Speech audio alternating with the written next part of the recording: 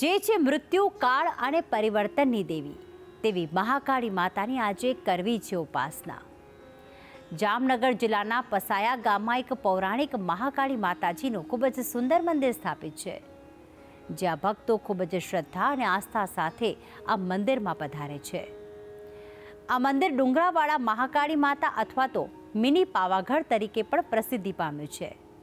તો કેવો છે આ મંદિરનો મહિમા અને કેવો છે આ મંદિરનો ઇતિહાસ, આવું જોઈએ મહાકાળી ધામની મુલાકાતે। એક ચમત્કારિક ધામ જે ઓળખાય છે ડુંગરવાળા મહાકાળી ધામ તરીકે, જ્યાં ભક્તોને મળ્યા છે કાળી માતાના પરચા। ભય અને ડરને દૂર કરી સુખ સમૃદ્ધિના આશીષ આપતી મહાકાળી માતાનો મહિમા અપરંપાર છે। ઉગ્ર સ્વરૂપે દર્શન આપનાર મહાકાળી માતા એ સૌ ભક્તોનું કલ્યાણ કરનારી છે। ત્યારે આજે દર્શન કરીશું જામનગર જિલ્લાના પસાયા ગામમાં આવેલ શ્રી મહાકાળી માતાજીના મંદિરના। આ મંદિર પસાયા ગામમાં ટેકરી પર આવેલું હોવાથી મિની પાવાગઢ તરીકે પણ ઓળખવામાં આવે છે। એક માન્યતા પ્રમાણે આ ધામનું નિર્માણ પસાયા ગામના ક્ષત્રિય સમાજના શ્રી મેઘાજી સુરાજી જાડેજા દ્વારા 175 વર્ષ પૂર્વે કરવામાં આવ્યું હતું। જામનગરથી લગભગ 21 કિલોમીટર દૂર આવેલ છે પસાયા ગામ, જ્યાં પ્રવેશ કરતા જ એક મોટો ગેટ દ્રશ્યમાન થાય છે, જ્યાં અંદર જતા 50 સીડીઓ ચઢીને મંદિરમાં પ્રવેશ કરી શકાય છે। આ ધામ ડુંગર પર સ્થાપિત હોવાથી ડુંગરવાળા મહાકાળી માતા તરીકે પણ પ્રસિદ્ધિ પામ્યું છે।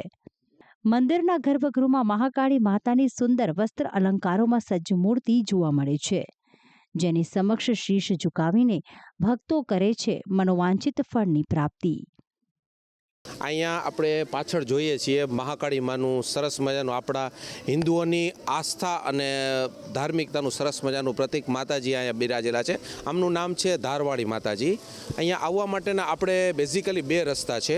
એક રસ્તો છે આપણે આ માતાજીના મંદિરની ડાબી બાજુથી જે આરસીસી રોડ છે કે જ્યાં આપણે 2 વ્હીલર અને 4 વ્હીલર લઈને આવી શકીએ છીએ, અને એની બરાબર ફ્રન્ટની સાઈડ માતાજીના આપણે પગથિયા પણ આપેલા છે। કોઈને માનતા હોય કે કોઈને વાહન ના ચડાવી શકે હોય તો એની માટે પણ વૈકલ્પિક વ્યવસ્થા કરેલી છે। આ ઉપરાંત અહીંયા ઘણા સમય પહેલાં ટૂંકમાં માત્ર માતાજીનું મંદિર જ હતું, પણ હમણાં રિસન્ટલી માતાજીના મંદિરમાં ભોજનાલયની પણ ખૂબ સારી સરસ અને સુંદર વ્યવસ્થા કરેલી છે। બે બાજુ ડાબી જમણી આપણે જોઈ શકીએ એમ છીએ બેને બાજુ। એ ઉપરાંત આપણે અહીંયા માતાજીના મંદિરમાં કોઈ પણ પ્રકારના નૈવેદ્ય, લાપસી, કોઈ પણ પ્રકારનો તાવો કે કોઈ પણ પ્રકારનો ભોજન સમારંભ કે માતાજીના નૈવેદ્ય કરવો હોય તો એની માટે રસોડાની પણ એક અલાયદી અને અલગ વ્યવસ્થા કરેલી છે।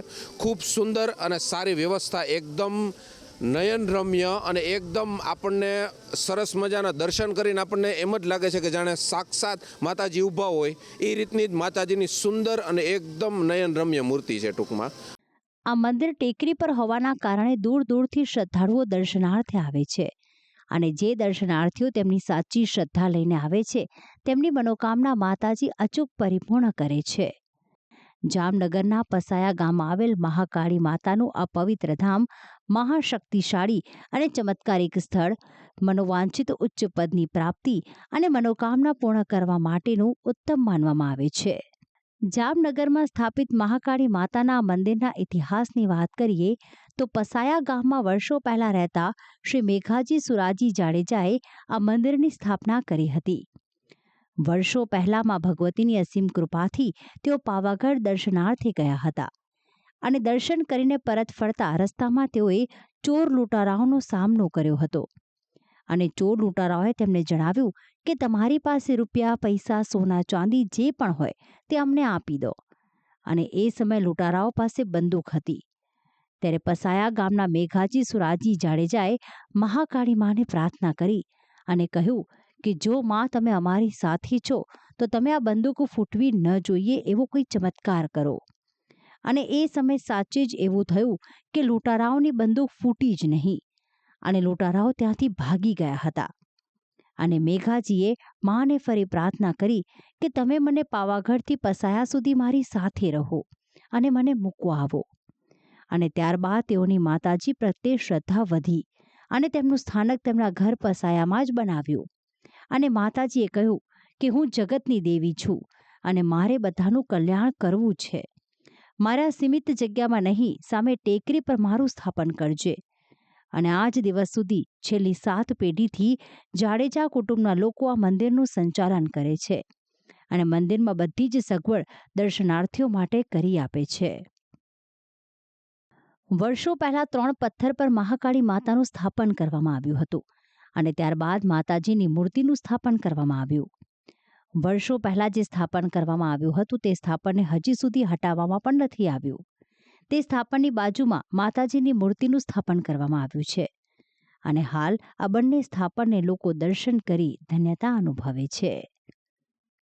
અહીંયા જે કાંઈ અત્યારે તો આની પહેલાં તો જ્યારે કાંઈ નહોતું ત્યારે માત્ર એક ડેરી હતી, માત્ર 3 પથ્થરો હતા અને એમાં માતાજીનું જે મૂળ સ્થાનક દેખાય છે, મૂર્તિની પ્રતિષ્ઠા ત્યાર પછી થયેલી છે, પણ જે મૂળ સ્થાનક નીચે છે એ મૂળભૂત એમનેમ છે, એને અહીંયાથી દગાવવામાં પણ નથી આવ્યું.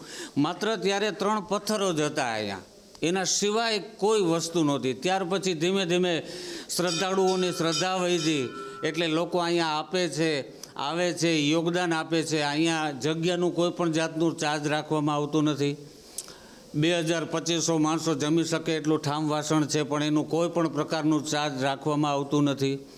તો આ પ્રકારે અમારું જે પસાયા ગામ સમસ્ત છે, પસાયાનો ક્ષત્રિય સમાજ છે, તેમજ આજુબાજુના વિસ્તારમાં જામનગર છે, રાજકોટ છે, કાલાવડ, ઘણી જગ્યાએથી શ્રદ્ધાળુઓ માનતા લઈ અને આવે છે.